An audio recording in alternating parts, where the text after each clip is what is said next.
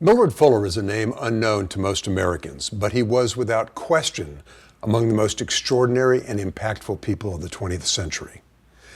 Born in rural Alabama in 1935 to a family of modest means, Fuller's ambition and talent enabled him to become a self-made millionaire before the age of 30. But in a single life-defining moment, he and his wife Linda walked away from their lifestyle of affluence, giving away all they had. The Fullers would go on a quest to learn what they were meant to do in life. That quest would lead them to found Habitat for Humanity and forever change the world. Millard Fuller died in 2009, but his legacy grows as the work he began continues to expand around the globe. I'm John Johansson. Welcome to People Making a Difference and the story of Millard Fuller. From Western Europe to the easternmost regions of the Orient, really all around the world, America is known as the land of opportunity. The opportunity for personal freedom first and foremost, but also the opportunity for material success. At the heart of the American dream is the Horatio Alger story, the story of the boy who begins with nothing and through his own hard work literally goes from rags to riches. Millard Fuller is an American who lived the Horatio Alger story. A scrappy kid who started life in a small Alabama mill town, Fuller was a self-made millionaire by the age of 29. But after becoming a millionaire, Millard Fuller suddenly turned the Horatio Alger story upside down. He abruptly ended his business career by selling his shares in his company and donating the proceeds to charity, along with his personal wealth and all of his possessions. He and his wife Linda set out on a spiritual quest that would lead them to establish Habitat for Humanity, a nonprofit organization with the purpose of providing quality housing to low-income families all around the world.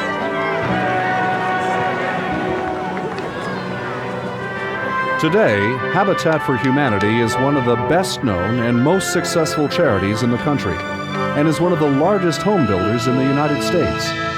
From its humble beginnings in Sumter County, Georgia, Habitat has extended its home building projects across America and even overseas. Fuller's dream is nothing less than the elimination of both homelessness and substandard housing worldwide. In 2 decades of achievement, he has made a multitude of believers. What Habitat tries to do is to dramatize the fact that we, first of all, have a serious housing problem. Secondly, that it's not a hopeless problem, that you can do something about it. Millard Fuller is one of the great men I've known, and I've known some great men. And I think the way I define great men is people who can dream and then make their dreams a reality. Well, Millard Fuller is successful, A, because he's an entrepreneur, B, because he has an indefatigable spirit, and thirdly, he's got the love of his country, the love and faith in God, and ultimately the confidence that giving low-income people hope and opportunity can help restore their version of the American dream. 5 years ago, I never dreamed that I would be walking in my own brand new home, that I would have all this exposure in the community, and that I would be a role model for others in my community. What motivates a man to give away his personal fortune and dedicate his life to the poor? How does a man lose sight of God and then rediscover his faith in the sound of hammers and the smell of sawdust? And why is the resulting vision so compelling that it has changed the world? We'll find out when we examine Millard Fuller's remarkable journey from rags to riches and back again in tonight's chapter of People Making a Difference.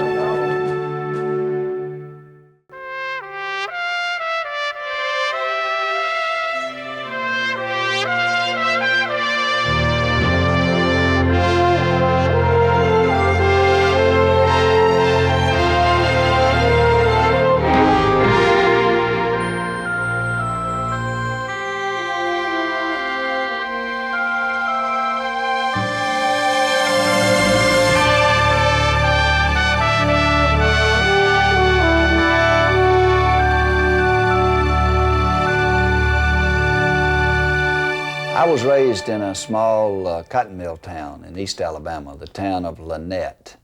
My dad was a small businessman. He had been working in the dye works, which was a part of the cotton mill complex.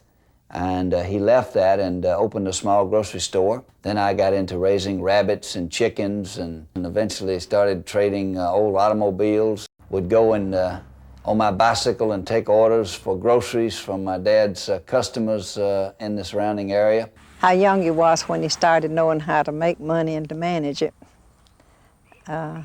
He started with selling pine cones and cypress knees, and his daddy gave him a little pig, and all of these things, you know, he started real early. My dad was a teacher. He was a very fine teacher. And he said, I'm going to teach you about business. So he said, here's the pig, and I'm going to make a loan to you of so much, and we write it in the book here. This is an expense. The pig costs so much. And now we've got to have a sack of feed to feed him, and that's another expense. And then when we get him fat, we'll sell him, and we'll see if we can't make a profit. One day we took him to market, and we got a certain sum of money, and sure enough, it was more than I had spent on him, so we made a profit. And it was very exciting.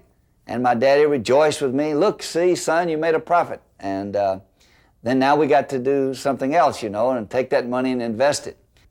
Millard went to church and Sunday school every week. Like his father, however, his real passion was for business. As a high school student, he was already running nearly a dozen different enterprises and was the head of junior achievement. By the time he enrolled at Auburn University, he was committed to a career in business. I don't think he made the dean's list a whole lot. He had a lot of activities always going on as a student. He rented a room in a boarding house, and it wasn't too long before he owned the boarding house and was renting rooms to other people. By the time I got to the University of Alabama, as an undergraduate, he was in law school, and already he had established some housing for students. He told me about, I remember, he told me about a birthday cake service that he had. Every student would receive a birthday cake, and the only way to do that was to write to every student's parents. And if the birthday occurred while the student was at the university, Millard was there with a cake and with some things that Mama would have provided had she been there or had she been able to be there. After graduating from Auburn, Millard Fuller earned a law degree from the University of Alabama. While in law school, he met two people who would have a profound impact on his life. The man who was to become his partner and fellow self-made millionaire, Morris Dees, and the woman who would become his wife, Linda Caldwell. I think in many ways I fell in love with her when I first saw her. That didn't happen on her side for quite a while. Every night after he would finish studying, say around 11 o'clock, he would call and we would talk. And it was so wonderful because the first thing he would ask me is, what did I do that day? And my parents never did that. And it was very meaningful to me for him to be really interested in what I had actually done or thought about that day. And we dated for a whole year before we married. After a storybook wedding, Millard Fuller and his new wife moved to Montgomery, Alabama, where he formed a company with Morris Dees. Linda Fuller wanted to create a strong, close-knit Christian family. Millard Fuller wanted both a family and a business that would make a lot of money. The immediate success of his company made him think he could have it all. I remembered one teaching which is well known to anybody who frequents church or who has the practice or custom of reading the Bible, that with God all things are possible, and also it's difficult for the rich to get into the kingdom, but not impossible. So I didn't mind a challenge. Everything he touched seemed to turn to money. The first thing I knew in Montgomery, it said Fuller and Dees on the top of the building, and in that building, among other things, were cookbooks being printed, and at one time he was the world's largest producer of cookbooks. And I saw that company grow from about 15 employees to over 200, and it was a phenomenon in Montgomery. I can remember an open house where we had about 4,000 people come through this building. People wanted to see what was going on because we kept adding rooms and enlarging the place. You could walk in that building, and It's like any other building. It was sort of a plain brick building. But you could walk inside that building and feel the energy. I mean, you could literally feel it. Wow, we would have staff meetings, management meetings at 6 o'clock in the morning.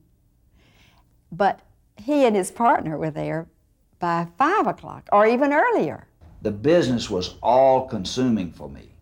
I would get up very, very early in the morning, go down to the office, spend all day long there, come home, eat supper, go back to the office, stay there sometimes till 12, 1, 2 o'clock in the morning. After just 6 short years, both Millard Fuller and Morris Dees were already millionaires. But there was a price to pay for this financial success. For Millard Fuller, the price was his relationship with his wife, Linda. I can't really say that there was any one thing that you could describe to say that you knew things weren't right, but it was just a feeling. And I finally realized that those things, the big car and the closet full of clothes, weren't really giving me lasting happiness. And at the same time, you know, my husband was working himself to death 16, 18 hours a day, and we very rarely saw each other. So I began to realize, well, my marriage is falling apart, and I didn't want that. I wanted, a wonderful family. You can feel a storm coming before you hear it or see it. And there was a storm coming in Millard's life, and I could feel it. And I think Linda could feel it, but lightning had to strike before Millard saw it. She came and sat on the side of our king-size bed one day and told me she didn't love me anymore. And that was a shock. I mean, that was a total shock to me, because she was so special and so precious to me. And here was this woman who I had just bought a new Lincoln Continental for, and she had so many clothes and shoes and had her own maid and everything. And I said, how could you say that?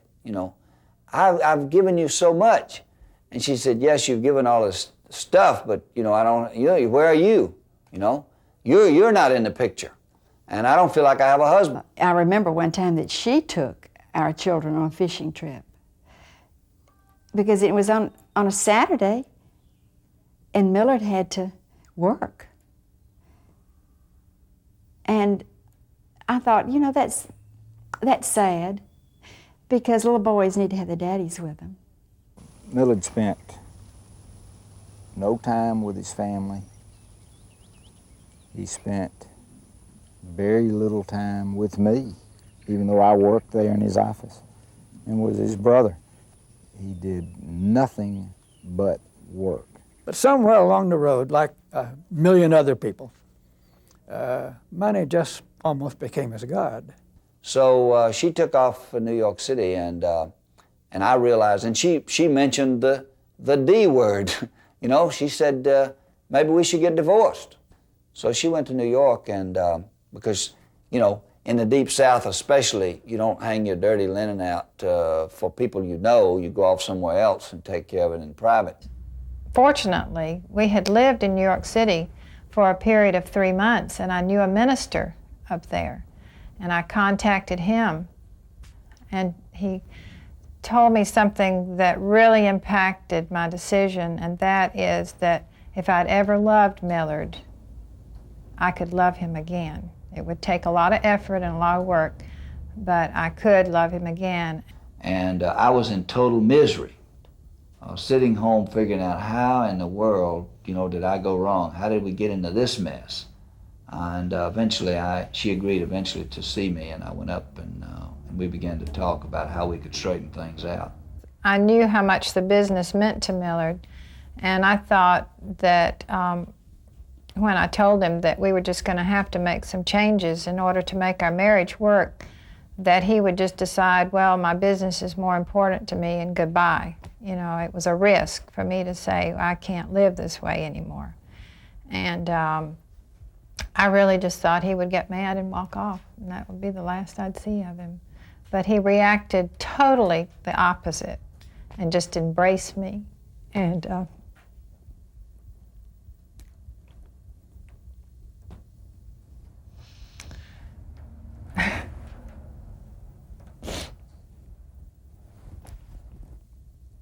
And he was very loving and kind. And that was just what helped our relationship start growing again. We had decided in New York that we were going to fundamentally change our lives, including giving away everything we had and making ourselves poor again, and starting off on a new path in life and try to find out what God wanted for us to do. What I thought when I heard that Linda and Millard were going to get out of business and give away their money was that just another case of a religious nut. There were a lot of people, friends in Montgomery and family, that really thought we had gone off the deep end. I think my impression was when I heard that he had given away his money and gone out of the law business and the publishing business, or promotion business, I guess I should say, that I thought, well, there's a neat fella. He finally did what really his heart requires him to do. But I guess everybody's kind of thinking, if I had all that money, I wouldn't do it. I remember seeing him drive up, after he gave this Lincoln Continental away, in an old Ford, and he and Linda were coming to see me one time, and we were going out to lunch. We went out to dinner, and it was cold weather, and the car broke down. And we ended up at a service station, and there was a man there who was cold, and Millard took his coat off and gave him the coat right then and there.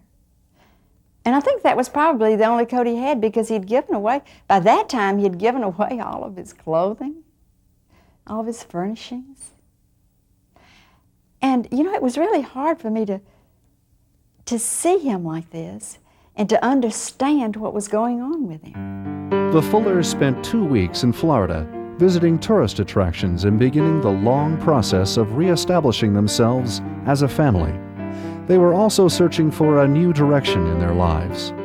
On the way back north, they stopped in Americus, Georgia, and visited a religious community there called Koinonia. At Koinonia, the basic idea for Habitat for Humanity was born. We drove in to Koinonia Farm intending to stay 2 hours. We met Clarence Jordan, the man who with his wife Florence had founded Koinonia Farm. We absolutely were captivated by this man, captivated by this place, this Koinonia Christian community. And so at the end of the meal that day, I went to Linda and I said, you know, I believe God directed us here. And I think we should stay longer. So the 2-hour visit lasted a month. And when we got to Koinonia and told them what had happened, they were excited about it. And they just understood. And we just felt like we could get real guidance and help in this place. Someone once said that when the student is ready to learn, the teacher appears. And Clarence Jordan was our teacher, and he absolutely appeared. I had never heard of the man, and he was a wonderful mentor. Clarence was the philosopher, the theologian, the thinker, the inspirer, if you would. And here walks a man in the door and says, well, if you think those are good ideas, why don't we go out and do them? And together, they just sparked each other. It was really quite remarkable. And then we moved back to Koinonia, and with Clarence Jordan started a program which was called Koinonia Partners, a big part of which was building houses for the poor. And that program, which was called Partnership Housing, was the genesis of Habitat for Humanity. And while we were building the first house for a poor family in Sumter County, Georgia, Clarence Jordan died suddenly of a heart attack. So he did not have the privilege and joy of living to see the first house completed. After spending 3 years at Koinonia building houses for the poor, Millard and Linda Fuller moved to Zaire, Africa to build houses for the disciples of Christ Church. They returned to the United States in 1976 with a bold new vision to create a worldwide organization dedicated not just to building houses, but to building a better world. And so they established Habitat for Humanity. Everybody ought to have a home. Everybody ought to have at least a simple, decent place in which to live. The challenge is this: to end poverty, housing, and homelessness. That's a ridiculous goal in the first place, to think about having an adequate house for everybody in the world. But the progress that he's made is such that you just can't be sure it won't come to pass. It's been a dramatic and unbelievable story, as you probably know.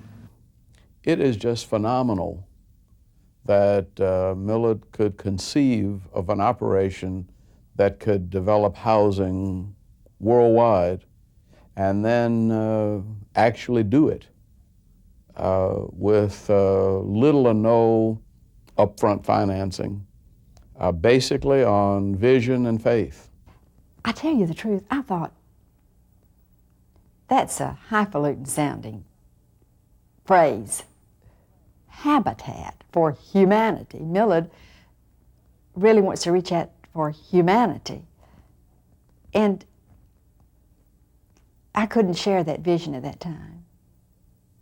But then I saw him come back to the States and start building one house at a time. By the year 2000, Habitat for Humanity will have built over 100,000 low-income homes in more than 50 countries around the world. The typical Habitat home is compact, about 1,000 square feet, and built on a simple floor plan. Volunteers from all around the world assist qualified homeowners in building their new homes. Construction materials and often the building lots themselves are donated. A typical Habitat home in the United States sells for about $30,000. The families who purchase Habitat homes repay their mortgages interest-free. A house serves the function that soil does for a plant. It's a place for rootedness. It's a place of being together in a secure and solid and decent place. And from that kind of a foundation, from that kind of a platform, children can be launched into the world to be successful human beings. The community has taken that hope and built on it and built parks and nurtured their children, and you know, it just goes on and on. It ripples out, and those kids will grow up and be completely different from what they would have been had they grown up in poverty. I just want to thank Millard Fuller, the Habitat Humanity family, and especially we would like to thank all of the beautiful, loving, kind volunteers that came around the world to help us this week make our dreams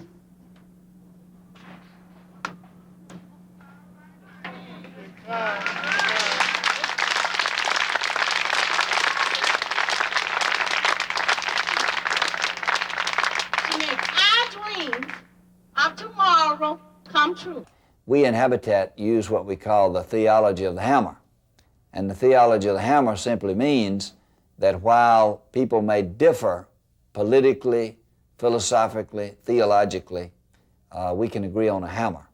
And we can agree to use that hammer as an expression of God's love. You know, I think it gives you an opportunity to reach for greatness, to stretch your own talents and abilities, to encompass more awareness of God's world, to let your heart be associated with a much wider diversity of people that you would formerly have excluded from your circle of friends or acquaintances. The hope in their eyes, the feeling that their lives and their families are being rebuilt. I think this is the Lord's work. He reminds me, frankly, of the Good Shepherd who left 99 to save that one stray lamb.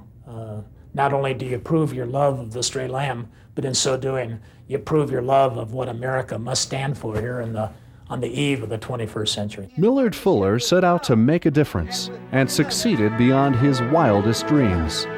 What made his message so powerful? Maybe it was the clarity of his vision and his willingness to take huge risks. Certainly, it involved the love of a strong and courageous wife and the depth of his rediscovered faith. But perhaps the reason Habitat for Humanity has been so successful is Millard Fuller's fundamental belief that one man, or in this case a man and a woman, can indeed change the world. We have to expand the thinking of people so that they think community-wide, statewide, nationwide, and ultimately worldwide, and say, the whole earth is my responsibility. Millard Fuller, the driving force behind Habitat for Humanity. Along with his wife Linda, two of the world's special and indispensable people making a difference.